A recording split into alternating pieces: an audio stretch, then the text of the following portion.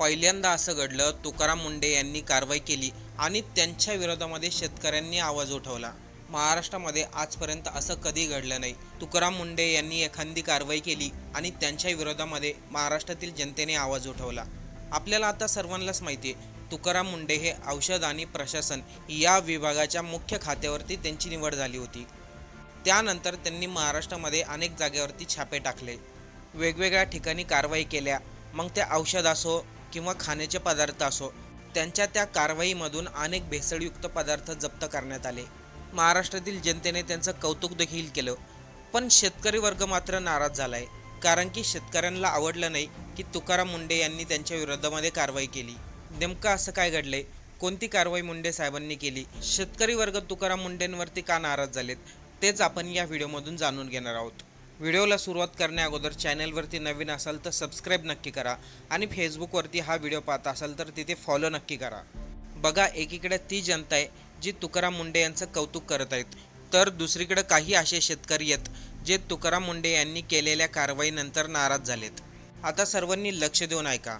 आपल्यापैकी अनेक लोकांच्या दिवसाची सुरुवात चहाच्या कपाने होते किंवा दुधाच्या ग्लासाने होते. मग त्या ठिकाणी लहान मुलगा असो किंवा वयस्कर व्यक्ती असो, प्रत्येक जण दुधाचं सेवन करतं, कारण की दुधामधून आपल्याला भरपूर प्रमाणामध्ये कॅल्शियम मिळतं, शरीरातील हाडे मजबूत होतात.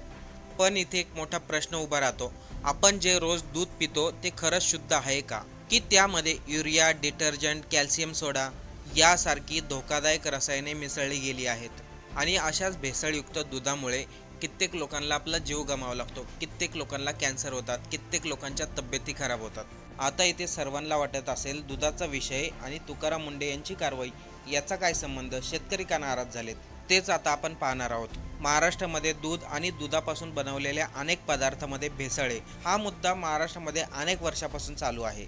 विशेष बाब म्हणजे दूध उत्पादन खूप मोठ्या प्रमाणामध्ये होते, पण त्यामध्ये भेसळ करणं मात्र अजूनही थांबलेलं नाही.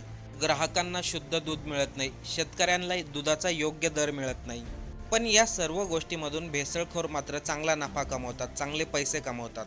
या पार्श्वभूमीवरती जेव्हा तुकाराम मुंढे यांची अन्न आणि औषध प्रशासनावरती नियुक्ती करण्यात आली, तेव्हा त्यांनी खायच्या पदार्थापासून औषधापर्यंत सर्वांवरती कारवाई केली. अवघ्या फक्त 8-10 दिवसामध्येच त्यांनी हे सर्व करून दाखवलं.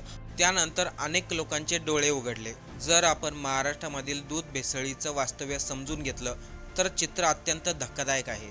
दूध घट्ट दिसावं, त्याचं प्रमाण वाढावं आणि जास्त प्रमाणामध्ये दुधामधून नफा मिळावा, यासाठी महाराष्ट्रातील बऱ्याचशा जागेवरती दुधामध्ये युरिया, डिटर्जंट पावडर, कास्टिक सोडा, सिंथेटिक फॅट, रिफाईंड तेल किंवा इतर रसायने दुधामध्ये मिसळण्याचं समोर आलंय.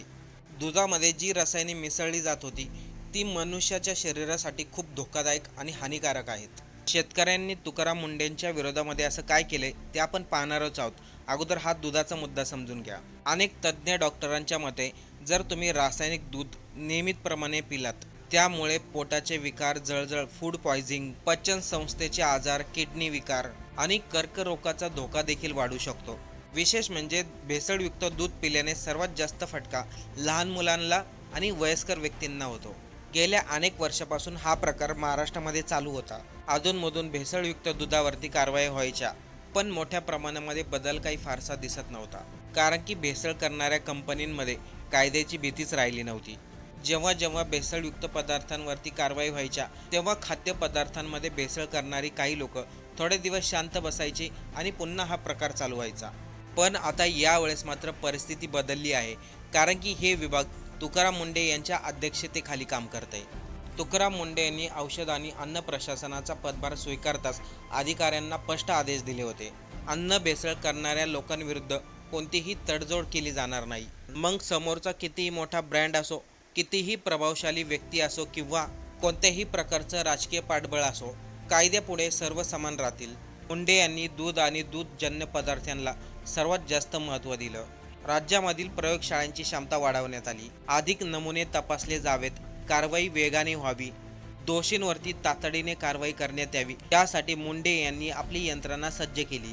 दुधाबरोबरच पनीर, खवा, तूप, इतर खाद्यपदार्थांवरती देखील कारवाई झाली. पण तुकाराम मुंढे यांच्या या मोहिमेदरम्यान अशी एक कारवाई झाली ज्यामुळे संपूर्ण राज्यभरामध्ये चर्चा सुरू झाली. ही कारवाई होती वर्धा येथील गोरज भंडारावर.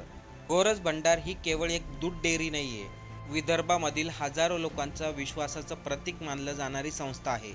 गांधीवादी विचारावरती चालणारी ही संस्था अनेक दशकापासून शेतकरी आणि ग्राहक यांच्यामधील विश्वासाचा दुवा आहे. ती संस्था वर्धा परिसरामध्ये शुद्ध दूध आणि दूधजन्य पदार्थ म्हटलं की गोरज भंडारचं नाव समोर येतं.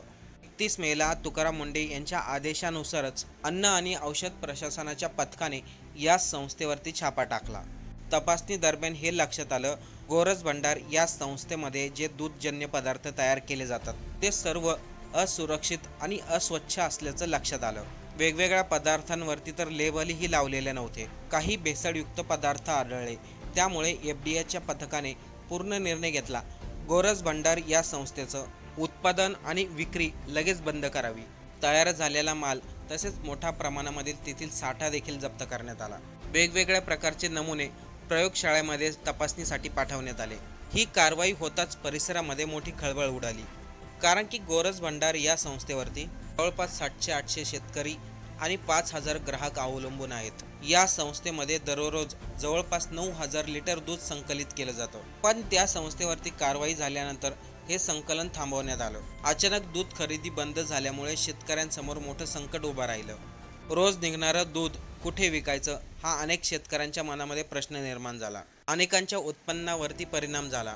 दुसरीकडे ग्राहकांना नियमित मिळणारं दूध देखील बंद झालं. त्या डेअरीशी संबंधित असलेले हजारो शेतकरी प्रचंड संतापले. त्यामुळे शेतकऱ्यांमध्ये संतापाची लाट पसरली. शेकडो शेतकरी, हजारो ग्राहक रस्त्यावरती उतरले. सर्व शेतकऱ्यांनी मूक मोर्चा काढून आपल्या भावना व्यक्त केल्या. पालकमंत्र्याची भेट घेऊन शेतकऱ्यांनी आपली व्यथा मांडली. शेतकऱ्यांचं म्हणणं होतं, जर काही त्रुटी असतील तर सुधारण्यासाठी वेळ दिला जावा. असं अचानक तुम्ही दुधावरती बंदी घालताय, त्यामुळे बऱ्याचशा शेतकऱ्यांचं नुकसान होत आहे. त्यामुळे हजारो शेतकरी कुटुंबावरती आर्थिक परिणाम झालाय. दुसरीकडे एफडीएच्या अधिकाऱ्यांचं म्हणणं आहे, त्यापूर्वी अनेक वेळा गोरज भंडार या संस्थेला सूचना देण्यात आल्या होत्या. काही त्रुटी आढळल्या होत्या, त्या सुधारण्याच्या संधी देण्यात आल्या होत्या. पण संस्थेमध्ये कोणतीही सुधारणा झाली नाही. त्यामुळे या कारवाया करण्यात आल्यात. या प्रकरणामुळे आता एक मोठा प्रश्न निर्माण झालाय. एका बाजूला ग्राहकांच्या आरोग्याचा मुद्दा आहे आणि दुसऱ्या बाजूला शेतकऱ्यांचा मुद्दा आहे. या कारणामुळे अनेकांनी संतुलित भूमिका घेण्याची भावना व्यक्त केली. आता इथे तुकाराम मुंडे यांनी त्या संस्थेवरती कारवाई केली. यामध्ये नुकसान झालं ते शेतकऱ्यांचं, कारण की रोज दूध विकलं जात होतं आणि अचानक दूध विकणं थांबलं. त्यामुळे शेतकरी वर्ग नाराज झाला. यानंतर शेतकऱ्यांसाठी एक निर्णय घेण्यात आला, जोपर्यंत गोरज भंडार या संस्थेचं सर्व पदार्थ, सर्व दूध भेसळयुक्त होत नाही, तोपर्यंत शेतकऱ्यांनी त्या संस्थेला दूध विकायचं नाही. सर्व काही सुरळीत होईपर्यंत शेतकऱ्यांचं दूध मदर डेअरी मार्फत विकलं जाईल. आता इथे एक गोष्ट पाहिली तर सर्व चुकी त्या संस्थेची होती. त्यामुळे शेतकरी नाराज झाले. तुकाराम मुंडे यांनी आपलं काम केलं. शेतकऱ्यांना देखील त्यांची जाणीव समजली असावी. मुंडे यांनी जी कारवाई केली ती योग्य होती, कारण की कधी कधी अशा घटना घडतात. शेतकऱ्यांना, संस्थेला सर्व काही माहिती असतं, आपल्या दुधामध्ये भेसळ आहे, आपल्या पदार्थांमध्ये भेसळ आहे, तरी देखील सर्वजण शांत बसतात. तुकाराम मुंडे यांचं एकच ध्येय, प्रत्येक नागरिकांना स्वच्छ पदार्थ खायला मिळावा, भेसळयुक्त पदार्थ खायला मिळावा. आता तुकाराम मुंडे यांनी गोरज भंडार या संस्थेवरती कारवाई केली. त्यामध्ये त्यांची काय चूक होती? यामध्ये शेतकऱ्यांना नाराज होण्याचा प्रश्नच नव्हता. आणि एवढं सारं होऊन देखील आता सर्व काही सुरळीत आहे. शेतकरीही नाराज नाहीत आणि मुंडे साहेबांची कारवाई योग्य होती असं सर्वांचं म्हणणं आहे. आपल्याला मुंडे साहेब यांच्या कारवाईबद्दल काय वाटतंय? आपलं मत कमेंट करून नक्की सांगा.